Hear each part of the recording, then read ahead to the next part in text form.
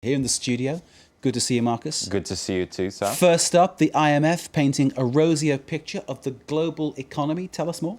It is indeed. The International Monetary Fund came out with its latest health check of the global economy earlier. It actually shaved 0.1% off a previous growth forecast for this year. It now predicts a growth rate of 3.6% this year, as you can see right there, which is still seen as a pretty strong figure. And it also expects growth to accelerate in 2015.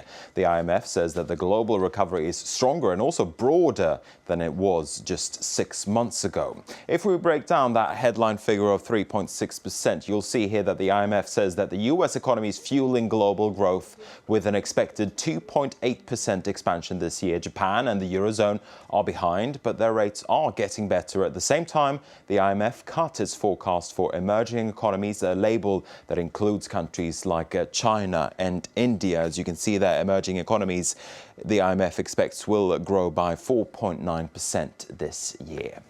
Now, the IMF warned of several perceived risks to global growth, and geopolitical tensions in the standoff over Ukraine is one of those risks. And the IMF also slashed its growth forecast for Russia this year from 1.9% to 1.3%.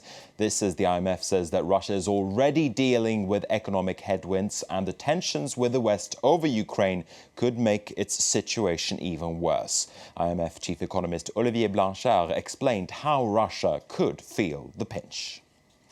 The first one is an investment climate, which was not perfect to start with, and is probably a bit worse, and more hesitation on the part of investors to either put their money in Russia or leave it in Russia, so that one can expect fairly substantial capital outflows. The IMF also called on the European Central Bank to do more to stimulate the Eurozone economy. That coincided with a similar message from France's new Prime Minister as he spoke to Parliament for the first time since his appointment. Manuel Valls warned that French efforts to make it cheaper to do business in France would be in vain if the euro remains as strong as it currently is. Delano de Souza has more. Blaming a strong euro for France's limp recovery. In his first address to Parliament since becoming Prime Minister, Manuel Valls outlined plans to cut labour costs and reduce taxes. He's also pledged to shave 50 billion euros of the country's budget by 2017. Efforts he says will be in vain if the European Central Bank doesn't start to act outside the box. The European Central Bank pursues a monetary policy that's less expansionist than its counterparts in the US, UK and Japan, and it's in the Eurozone where the recovery is less vigorous. The Prime Minister is referring to the bond-buying programs undertaken by central banks in America, England and Japan. The IMF's World Economic Outlook released Tuesday offers the same suggestion to the ECB.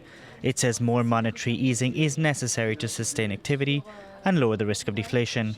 At the ECB's policy meeting last week, Mario Draghi said the bank was ready to act if needed, but he said it's governments within the Eurozone who need to be doing more. Further, decisive steps are needed to reform product and labour markets with a view to improving competitiveness, raising potential growth, generating employment opportunities, and making euro area economies more flexible. It remains to be seen if France can find other partners within the EU in the fight it's picked with Europe's central bank.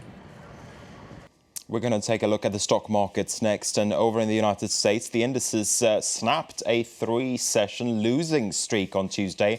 Investors there seem to be building some confidence, at least ahead of a number of earnings reports expected throughout the course of the week. Yes, that's right. Earnings season is upon us.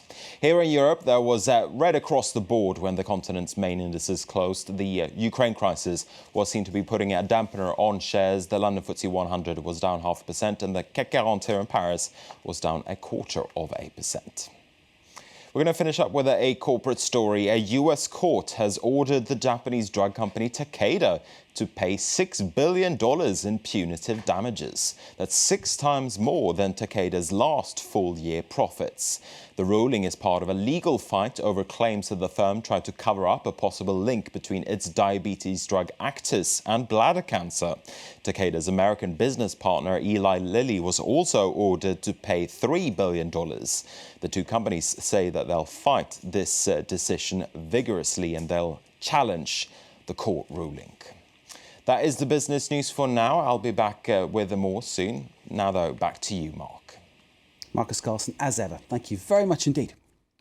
It's time now to turn our